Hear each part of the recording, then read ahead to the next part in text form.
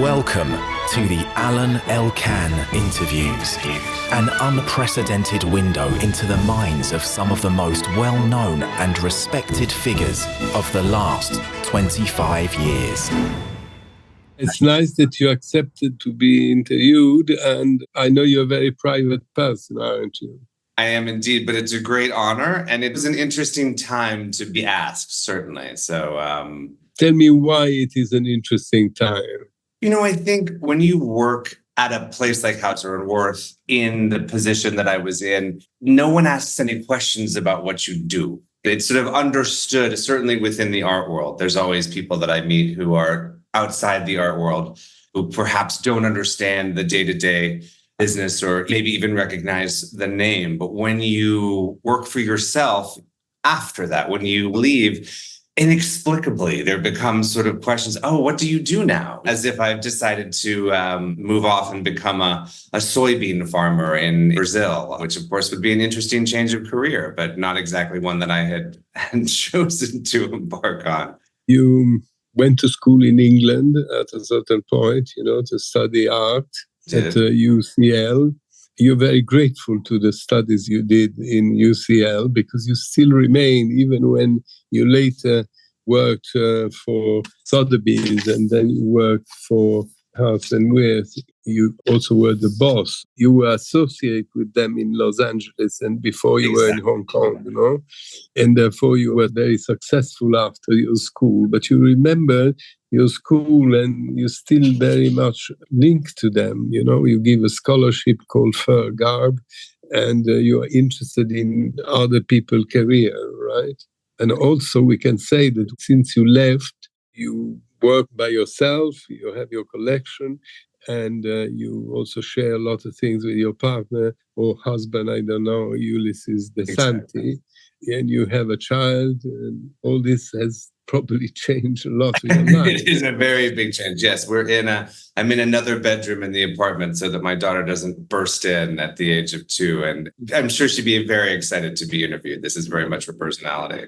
No, there was so much there. I think it actually, for me, everything starts with education. And that is a reason that I still support Bryony Fair and Tamar Garb, who were the people who really brought me to England. And I had been on a scholarship at Georgetown University and I had finished early. So I think I was 19 or had just turned 20. I know I graduated university at 20, which in the States is relatively early, and was somewhat unclear as to what to do. It had always been an academic. The idea of being someone who might sell art was very far from my mind, but the idea of someone who wanted to live with art and be around art was unquestionable. And that was always what I wanted to do. And I remember I had applied for and was shortlisted and got to the end of the process of the Marshall Scholarship, which is someone who lives in London will know. And I remember applying. We went to it's a very formative experience. We went to the interview and you sat down with the ambassador and there was 4 other people on the committee. And in each district, there were, I think it got down to 30 or 10. There were 5 other people being interviewed at the same time period. And you're waiting outside and we all were discussing what we were studying. And every single person there was either studying English literature or some medicine science. And I was the only person there to talk about art history. And I remember presenting what became my thesis with Tamar and Bryony at UCL, which was queer art history in the 20th century, specifically Tom of Finland and Toe. I don't want to be polemic at all, but why queer artists? Aren't you an artist full stop? Are you queer artist, a Jewish artist, a Black artist, a French artist, or you are just an artist? Very, very interesting question. I think also for these artists, Jean Cocteau being someone who's more associated with Picasso's generation, Tom of Finland, more essentially an outsider artist at the time. I'm actually doing a book right now on Paul Cadmus. And one of the things that he absolutely hated, Paul Cadmus being a gay American artist who hated being known as a gay artist, I think it came down to a generational conversation. And my generation kind of coming of age academically in the 90s, this idea of queerness as separation, as an identity that had been thrust upon the artist, or an artist sort of fighting back, essentially, certainly in the AIDS generation, the idea of queerness being far more important than it is to the generation now. The idea of sort of pushing for acceptance and movement in terms of what was understood, what was acceptable, and what was not, and who one could portray and how one could portray certain figures. The artist that I was talking about, Paul Cadmus, the book that I'm doing with Monticelli Press in New York, is something that I find interesting because my going back and writing academically now, as I haven't for many, many years, one of the projects that one is able to do when one works for oneself, is something very interesting because the dialogues and the rhetorics that were so incredibly entrenched and important, i.e. the idea that this queerness was incredibly, the dialogue around queerness was something that I was very passionate about exploring. And I think that came to be in terms of coming from, for example, Georgetown University, which had a phenomenal art history department. But the idea of these new dialogues, be they around race, religion, or sexuality, were not things that entered the curriculum. So for me, it was something that was exciting. And the idea that was offered at UCL was that if you're interested in something, we entertain that, we will support it, we will find other tutors that will help. And the reason that I bring up the Marshall Scholarship was that I very sadly did not get. I was at the last round, and you had to literally write down the 2 universities that you would go to in the United Kingdom. There was no application process. And very early one morning, as a senior in, I think it was January, before I graduated, I got a call from Bryony Fair saying, well, we haven't heard from you. I said, oh, well, I didn't get the scholarship. And she said, well, that's not a problem. We want to have you there. There are 8 open scholarships in UCL, and we'd like to offer you one. And the idea of sort of how does one move to London? I just said, yes, fantastic. And I would not be where I am today. I would not be sitting in Brazil talking to you were it not for the generosity of these 2 amazing professors who not only made it possible financially, but the idea of come and study whatever it is that you want to study. We want to support you and we want to hear your voice. That was something. And what did you study about queer art? I mean, what's the difference between that art and something else? And what's the difference between Warhol and Picasso, right? I mean, they're both great artists. Indeed. And one of them happens to be queer. The difference for me was the opportunity to have the core curriculum and the presentations that Bryony and Tamar did. Tamar, for example, was talking about feminism and femininity and the construction of the female body in Impressionism. And Bryony was looking at very interesting phenomenological theory in modernism, specifically with regards to minimalism in the late 1950s through 1960s. None of those things were particularly queer, but the idea was that there was a radicality of thought and it was based in philosophy. And so that when I then went to write my own papers and theses, I was able to bring in some of that phenomenology to the idea of gender theory, to the idea of queer theory. Someone like Judith Butler, whose work in the late 1990s and early 2000s was groundbreaking. Those were the kinds of things that I thought were interesting because it brought an alternative viewpoint. And it also gave me the presence of mind and confidence to be able to understand that there are things about the way that I live my life as 2 men raising a child, for example. It's different from a lot of people. And it gave me the confidence to be able to come not from a place of defense or not from a place of the outside, but of a strength of character and of literally philosophy to be able to say, this is who I am, this is how I live my life, and this is how I want to express myself. And how do you feel in the world of today? Because as you said, even if you're still young, many things have opened, changed, some dramatically. I mean, all these gender, let's call them, issues became very, very important in the world of today. And luckily, I mean, the world is much more open, not only in sexuality, but also in people from all over the world. I mean, do you think there is a center for art nowadays as there was before, or also that has changed completely?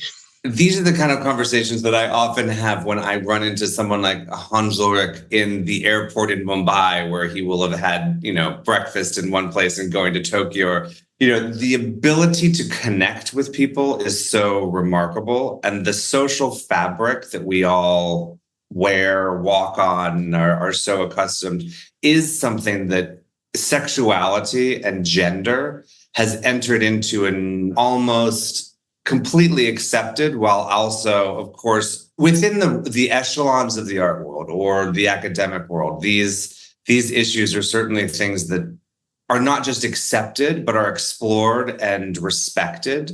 But one of the interesting things is that as a white American male with incredible privilege, the issues that I am, especially in my community, are much more concerned with, and funnily enough, as a father of a 2-year-old, is the unbelievable rise of anti-Semitism. And as someone of Jewish heritage, I find the issues with anti-Semitism, and as someone who spent a great deal of time studying queer theory, as a collector, Ulysses and I have a very important collection of queer expressions of queer desire, be they lesbian, transgender, gay male. This is something that is intrinsically a part of our lives. But the interesting thing about growing up, of aging, shall we say, and growing up, because I don't think we ever necessarily stop growing up, is that becoming a father, and whilst in a way it's almost understood that my daughter will grow up with an understanding that having 2 fathers is different and fantastic. The thing that I am more preoccupied with her understanding at the moment is understanding her Jewish heritage in a world which is increasingly anti-Semitic, or returning to an anti-Semitism that we have not seen. You see that prejudices are always there. They are fragile. So now you say homosexuality is much better accepted and all that. In the context of the world that we live in, we live in Los Angeles, or we go, and as someone who works in the art world, I will go to New York and have dinner with people who love the art. They might vote for Trump. They might vote for Biden. There are these divisions that will always be there. And yet in those contexts, I feel that, and there are certainly always times where I feel that my sexuality is a defining process, but I feel more confident in terms of, I never thought that I would have to see the kind of anti-Semitism that happens today, and so casually in so many places. And maybe it's because I don't have a particularly Jewish name. One of the reasons why we have a second child on the way, we have already chosen his name, knock on wood. One of the reasons why I wanted our children to have Jewish names is that I wanted them to have my daughter's name is Asher. And I named her after Chaim Potok's book, My Name is Asher Lev, which is one of my favorite books. I think it's a wonderful book about the strengths of an artist. I think it's a wonderful book about what it means to be Jewish in America, again, at a certain moment, the 1970s, in terms of Jewish assimilationism, and the sort of, if we can put it in a way, the 1970s being maybe the beginning of the end of this kind of golden age of the abatement of anti-Semitism and the understanding of the atrocities of the Holocaust. This is not necessarily something that I thought that we would speak about, but this is always what's interesting about being interviewed. As you work in the world of art, what happens today? You are a collector yourself, but exactly. You're still a private dealer somehow, right? Indeed. Yes, very much so. Now, many collectors over the years were Jewish. Either they collect for museums or for their own private collections. So how is the market today with all these issues going on? You find it more difficult to sell? Is it the same? Or there are new kind of collectors, there are countries like Korea or India or China who are now the new elites, also in the universities or in prominent jobs, chairman of companies, ministers, whatever, world bankers. There is an elite. Also, the elite is larger today.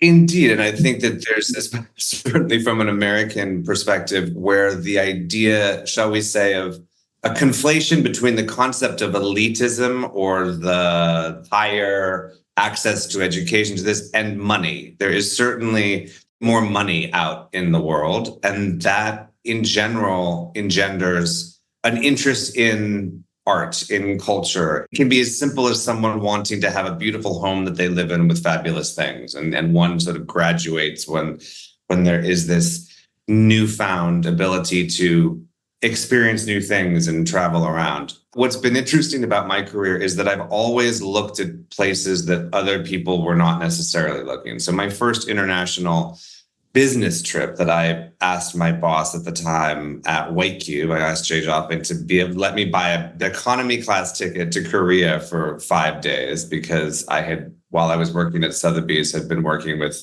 certain Korean families that were doing very interesting things across various different categories, from European furniture and silver to old master paintings to contemporary to jewelry, and thought, there's something interesting there. So I've been working in Korea since 2004, and I've seen massive change. But I think what was interesting is that immediately upon arriving in Korea, I realized that there was, as a boy who grew up in Vermont and was very much lost in translation, that there was an immediate understanding of, for example, the kind of things that I would have learned in Bryony Fair's class about minimalism. There was an understanding immediately of not just Donald Judd and Carl Andre and an appreciation for these artists, Dan Flavin, but an understanding that looking at Korean art in the 1960s, there was a similar impetus in the art towards a reduction of form. And you have an amazing dialogue that, started to be really realized internationally in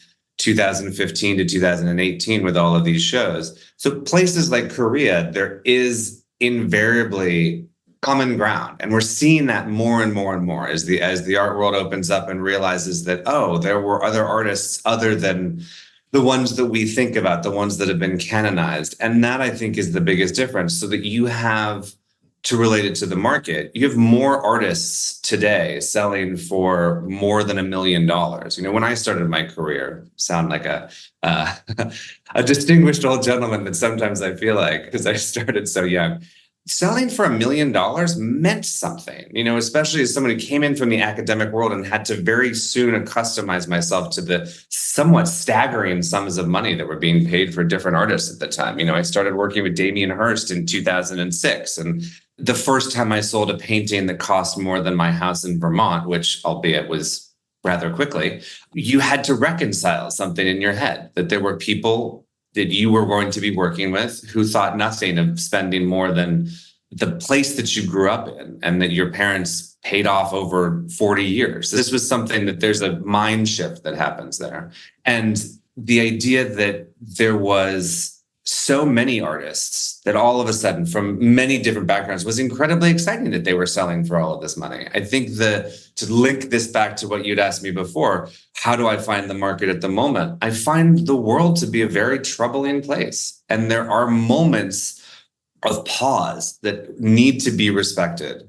And it's not as though I'm not working to sell art every day, but I am working in different ways and I'm focusing in different areas. There's a lot of the philanthropy that I think is going to be needed more and more, and the kind of things that my husband and I do and the shows that we support, be they for queer artists or artists of color or artists that we've supported for a very long time. There is a danger at the moment that I think we all sense, be we Jewish or afraid of the kind of policies that certain politicians were they to come back into power in America. There is darkness.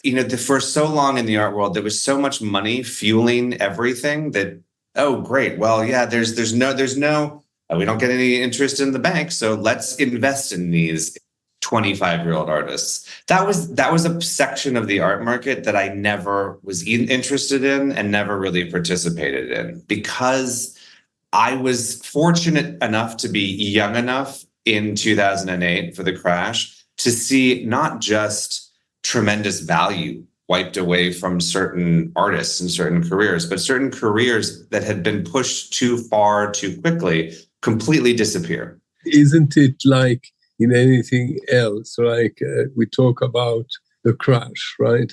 So yes. Some companies went bankrupt and don't exist. Others, they went through it and new ones came to life, right? And the market has changed, I mean, we didn't talk about artificial intelligence. We didn't talk about things like that 10 years ago, right? And so, I mean, the company... Only in science fiction movies, and now that's here. That's right. So maybe the same is for art. There are movements who some are steady, others finish. Some artists, like Picasso, he went through everything, others disappear. But then maybe Caravaggio is discovered 300 years after he died, right? So the art is strange, and also the choice. So I don't know how people think. And also curators of museums, they can't show anymore some artists because they're not politically correct, or they make the choice of other kind of artists. And so maybe some artists who have been very successful, in the recent past are afraid to become less important vis-a-vis others. How all this works? I think it's fascinating because I wear different hats. I have different responses. From the commercial side, when, there are people, especially in this strange time, that I work with who are very serious collectors. And one of the interesting opportunities that one can take a pause and one can think about how one relates to this moment in the acknowledgement that it is a moment. And so that sometimes when you're running around and the markets are flying and money is coming out of people's ears and they want things, and so they decide to buy a bigger house or that chateau in France that somehow came on the market or that, whatever. There is a need, even if that need can be as superficial as I don't want to have blank white walls. There is an immediate response to fill that. When there are horrific events that hit the news every day, when we are in political turmoil, when one's allegiances to certain assumed positions are questioned on a daily basis, invariably you question your entire life. And that doesn't mean that one stops doing what one does or stops doing what one loves. So if real collectors, the people who speculate, that's the first thing to go, because if they were just trying to make money and then they can't anymore, of course, they exit what they see as the market. And when the marketplace contracts, what you have is a real group of people who are passionate about art.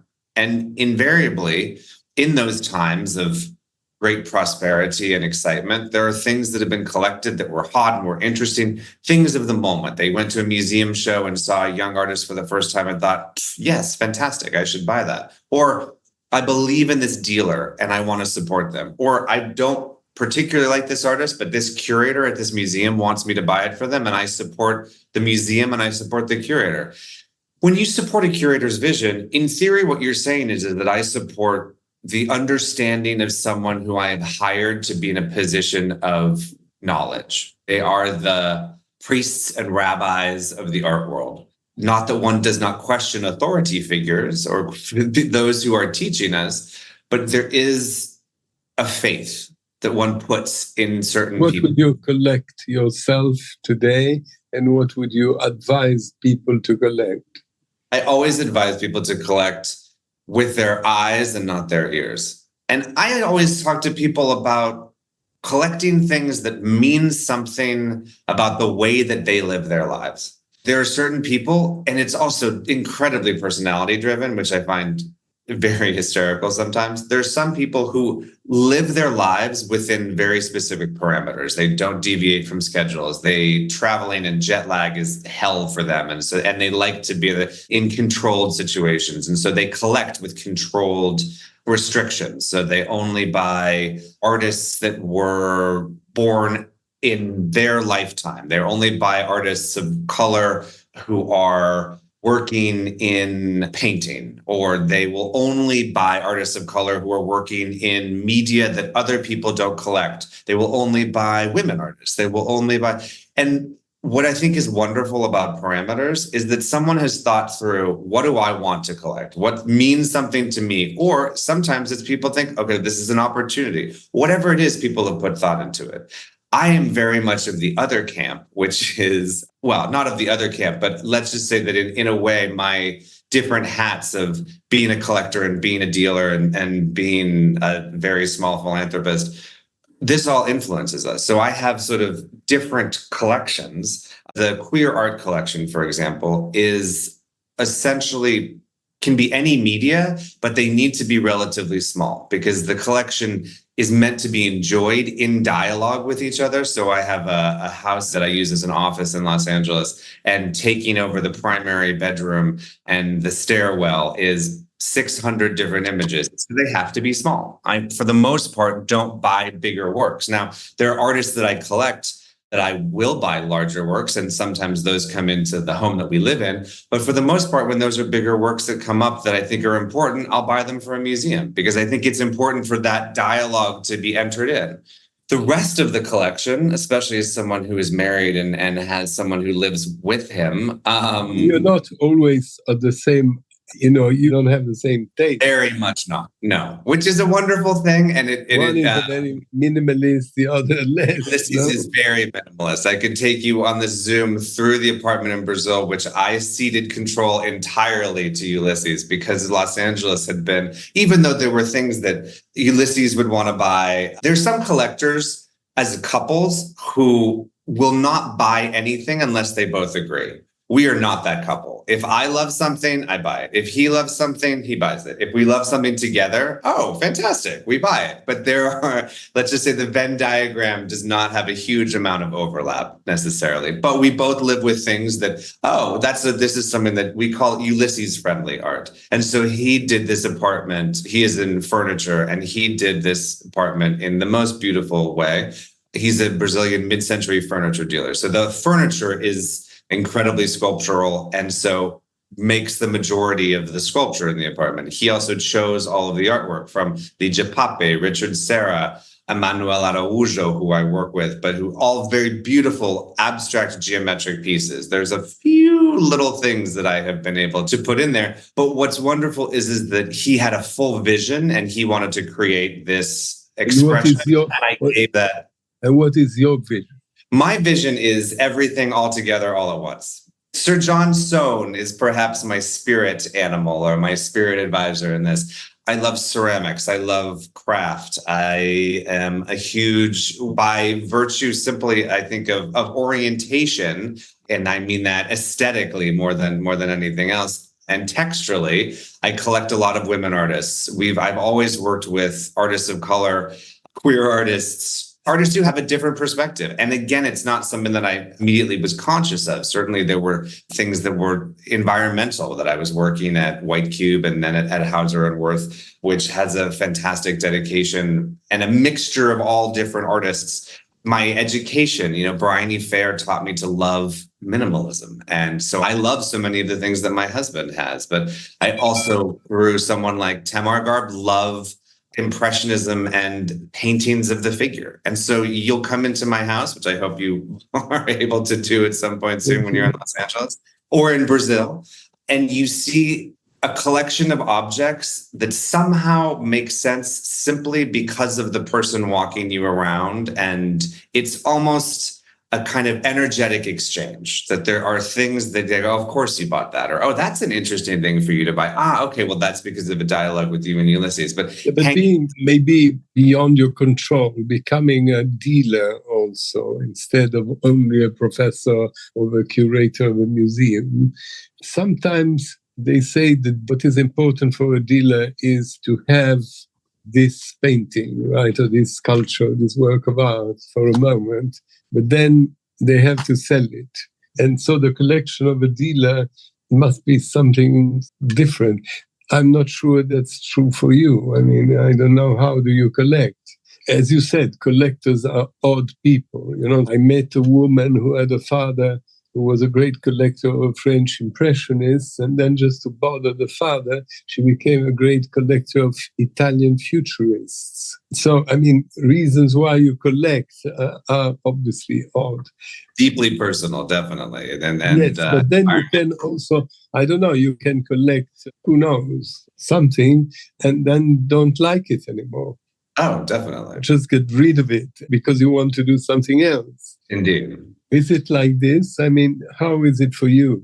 I will say this, when anything is, especially because both my husband and I are dealers, it's very funny because when we invite collectors into the home, I think sometimes people think that it is a gallery, especially because we don't have a physical space that we invite people in. I choose to use other friends' galleries or collaborate with, Hauser and Wirth, which is something that I always love doing. So when people come into our home, in the same way that when I go to your home, I wouldn't say, oh, how much is that? But the idea is very much when you are a dealer that it's like, oh, everything's for sale. And, I'm not going to sit here and say, I'm deeply offended. No, I will fully understand. And there are things that maybe over time and with the right conditions, that if it was something that I always say that if it is a life-changing situation, if someone comes in and offers me 25 times what I have bought for a painting that I loved. And that is something that will then allow me to buy an apartment in Brazil, or to send my daughter to college forever, or to buy another painting that I've always really wanted, that I thought, okay, well, do I need this young artist that I love and I've supported and I bought and I gave to their museum show and bought from museums? And if in that situation, if it's a young artist, I would call up the artist and say, look, there's a fantastic home that wants to buy this. I'll give you some of the money, but I'm going to buy a Boccioni that I've always looked at and wanted, or something about art history that somehow grounds the rest of the collection. If there's that opportunity, fine. That has come about once or twice. The rest of these objects that I absolutely adore, and there's also so many things that I've bought that have not gone up in value. They may have gone down in value, but that doesn't mean that I don't want to live with them. I always say that if someone is only interested in investment, like frame checks and put them on the wall, or make your own sculptures out of solid gold blocks. For me, the movability of works in the collection, it's more likely that there may be things that no longer have a dialogue with the other things around. And so we very often move things around. And there are certain things that I bought when I was 23 that have different resonance for me today. But the life of a collector goes through stages. And I am very much about to enter middle age, where I have a lot of things, some of the things in storage. And you need to ask the questions of why. Do you think, unfortunately, the world is more and more divided in very wealthy people and very poor people, right? Until some time ago, also middle-class people could afford eventually to collect or to have art. Nowadays, it seems very much either a privilege of a very lucky young person who suddenly discovers an unknown friend who will become Picasso, or it's very much in the hands of very wealthy people. And very wealthy people, even if there is anti-Semitism, there are wars, there is anything like Russia is in trouble, but they change. They're always wealthy people. Yes, is the crude way to put it. Yes. But I think what is very interesting about that is that there's always people buying and there's always people collecting. And those two things, in terms of the Venn diagram, have different intersections. And I think my godfather was a small antiques dealer in Richmond, Virginia. And he said, every night before I go to bed, I pray that people with money will get taste and people with taste will get money. And this is something that I have a tendency to think about with humor on a daily basis. The luxury of working the way that I do is that I generally deal with collectors who have vision, an awareness.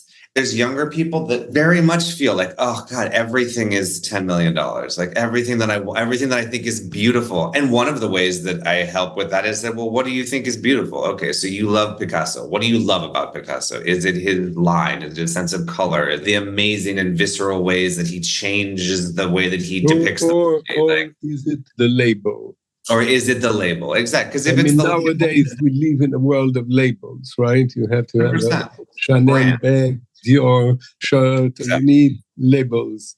People labels like labels. Define us and make us confident and comfortable, or make certain people confident and comfortable. And there are people for whom that, if well thought through, not on the label side, on the brand side, but I would like to build something for my children and my grandchildren that stands the test of time. And if you take it as an intellectual experience or an intellectual experiment, shall we say, there are certain collectors that I work with who at these moments of crisis, they're thinking, unless it's something that is going to change the collection, I don't want to see it. I don't want to just buy things. So I am generally in the business of helping people find things that are relevant to their lives. And that doesn't always mean the $25 million Picasso or the $8 million Cecily Brown because it's the best of the best or whatever it is. That also is me in Brazil going and having conversations in artist studios where the works are 20,000 reais, which is $4,000.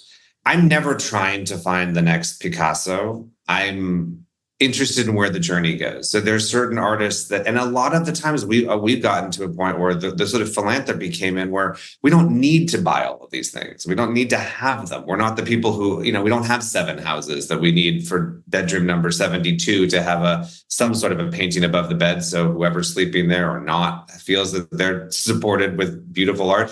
We'd rather nurture artists' careers and support institutions and have dialogues. And of course, bring younger artists to the attention of some of our younger friends and younger collectors who don't have. Shockingly, there are people in the world who don't have $25 million to spend on the Picasso that they have always been wanted, but they might have 2,500 and they might be interested in their own set of rules. And I'll go, oh, great. There's an amazing artist of German descent named Marina Reingatz, who paints unbelievably beautiful abstract paintings that have certainly resonance with someone like Richter or Günter Forg, but texturally are incredibly Brazilian and are informed in very different ways. And those paintings are, instead of a $8 million Richter, there's an $80,000 picture that is going to be really interesting. You were interested in scholarships, in schools, in art history.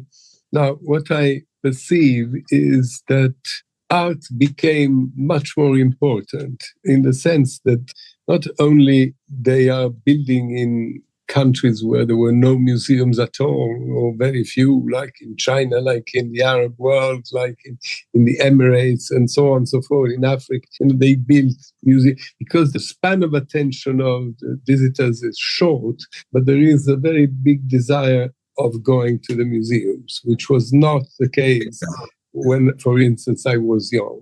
And the second thing is that once upon a time, film festivals, actors were very, very important. Nowadays, it seems that people spend their life going to Venice Biennale, to Hong Kong Biennale, to Basel Art Fair.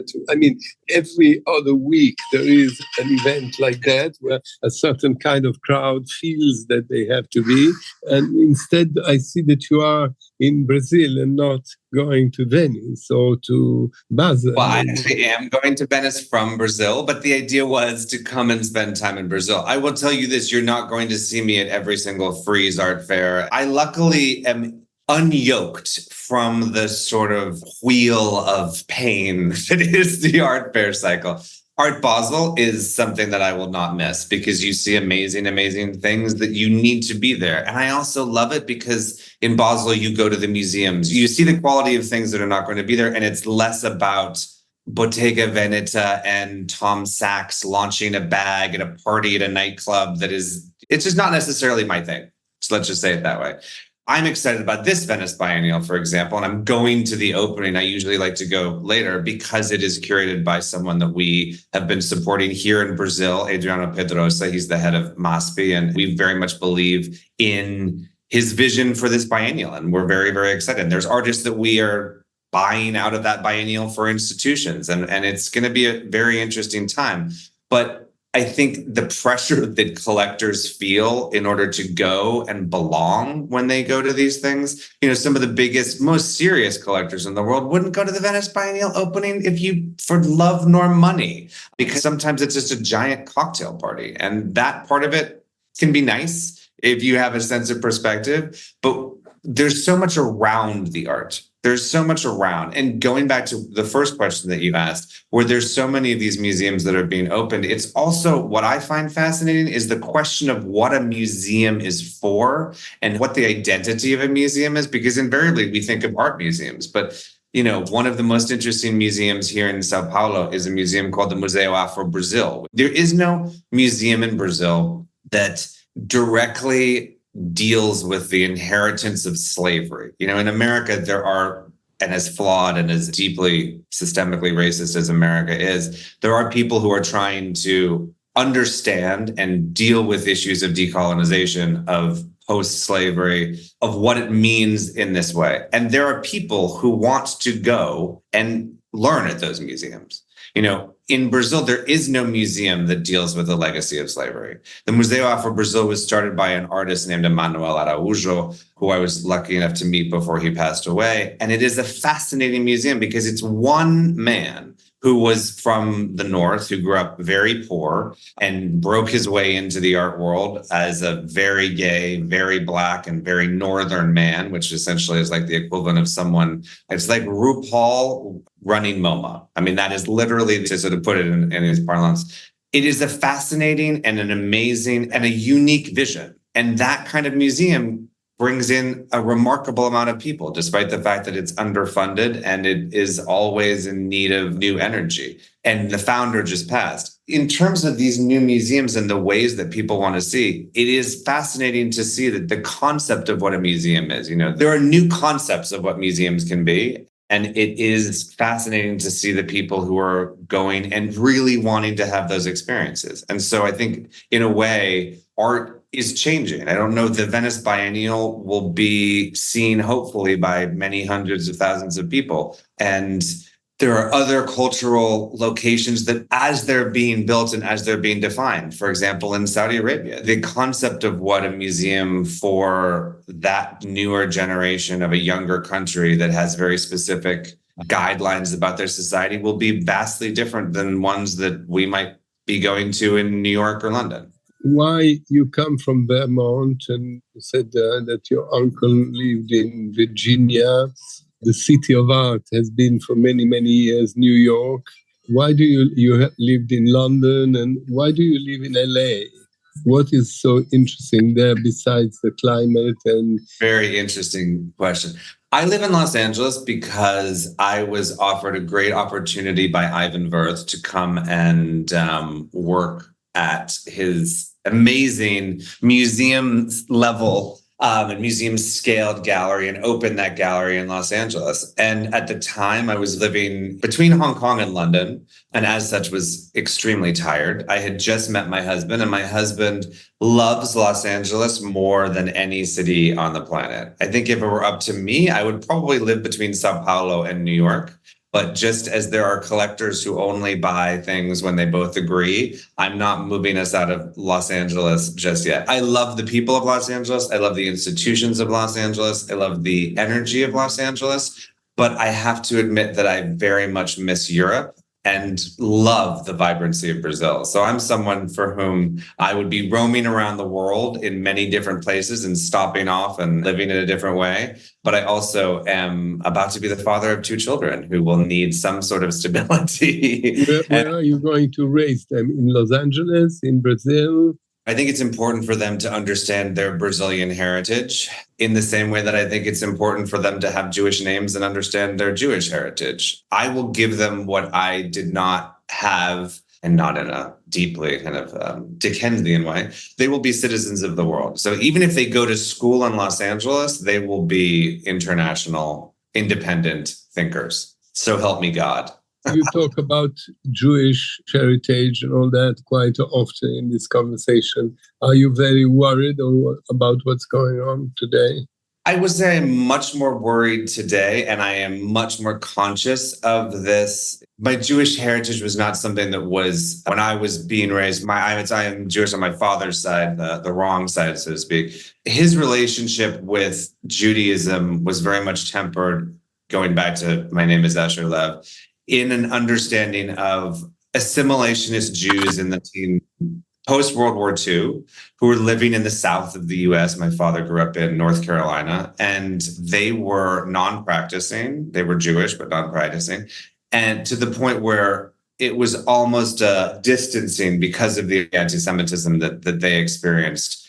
And it was something that was left up to me to understand what it meant to be Jewish, the idea of what it means to embrace something in the blood that is not discussed with great pride. And that was something that as I grow older is more interesting to me. So this moment that we're living in as a citizen, and I'm not talking about Israel versus Palestine, I think the idea, the concept of the deep-rooted anti-Semitism that I see so much. And again, that's another conversation outside of art. It's just something that I am much more keenly aware of. Again, it was not something I was thinking that we were going to talk about so much. And yet when things are on the mind, they have a tendency to come out of the mouth.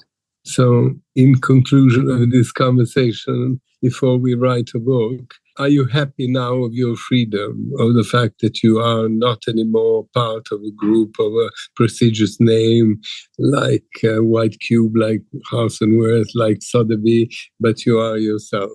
I am incredibly happy in what I do. And I'm also incredibly grateful for those who have shaped what I am able to do and those who continually support what I do. So I went to great pains. The leaving Hauser and Wirth was incredibly difficult. And it was something that I did in order to be able to do the kinds of projects that I wanted to and be the kind of father that I wanted to be able to be. So I can make my daughter lunch and sell a picabia and work on an exhibition and a book and go and do a studio visit with a young artist. Those are things that I deeply cherish. I am incredibly grateful for that flexibility and also love being able to work with those people that I had worked with so closely at Hauser and Wirth on many artist collaborations, on many shows. I really have the best of both worlds.